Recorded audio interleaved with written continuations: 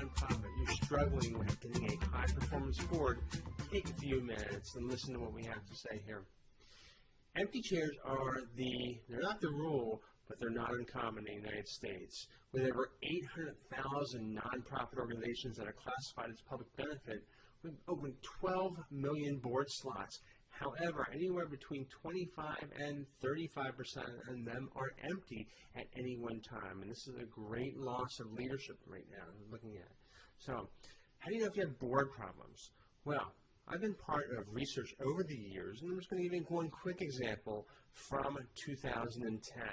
We did a study of over 40 organizations and analysis, and part of that analysis was an examination of board functioning. Out of those 42 groups, 31, 3/4, had significantly deficient boards.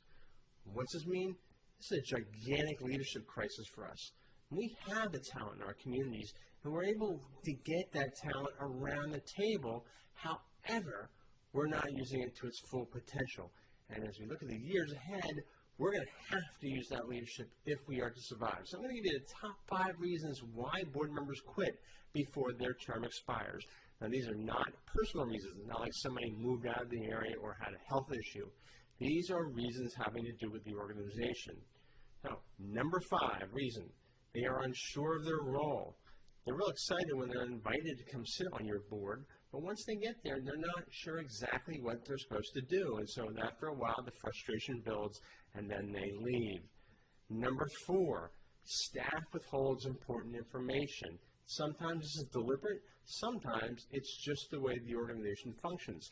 Things like financial reports, other kind of committee reports, information. If your board is not getting the information it needs to make intelligent decisions, after a while, they'll be starting to wonder about why they are sitting on this board.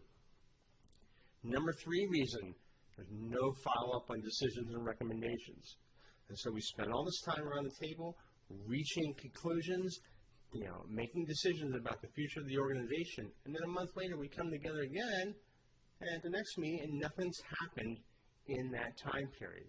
So after a while we begin to think, wow, do I really have even any authority here? The number 2 reason why board members quit before their time, meetings are unproductive. And I'm going to go into a lot of data about meetings, not only board of directors meetings, but business meetings in general and how people view them. So, if we're asking volunteer board members to come and be a part of these sessions, we have to make best use of their time. And so they walk out of there feeling like we're making the best use of their time. And the number 1 reason why board members quit before their terms expired, they feel unappreciated. They're really honored when you first ask them to sit on their board, but if you're not using their talents, if the meetings that they're going to they feel like are a waste of their time, they feel like they're not being appreciated for the gifts they're bringing to the organization. And after a while, they will leave. So this is more than just saying thank you or giving them awards. This is about actually engaging them and using their broad, big talents to help drive your organization to success. These 5 things need to be considered, because as you look at the road ahead, we have some really difficult times out there ahead of us. All the financial news, all the trends in public and private giving point to we're going to have to get the maximum out of our leadership. And so leadership is required on the road ahead. So, if you are a funder, if you're a major donor or you're a foundation or you are a contractor, a government contractor working with a nonprofit, and you see the organization that you're working with having board problems, give me a call.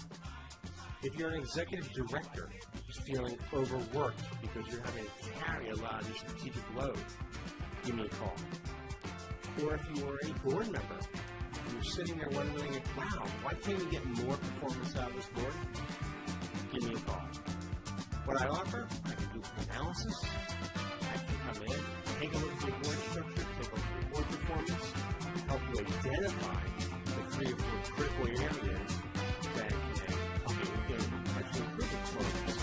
So we can follow that with training and then ongoing coaching.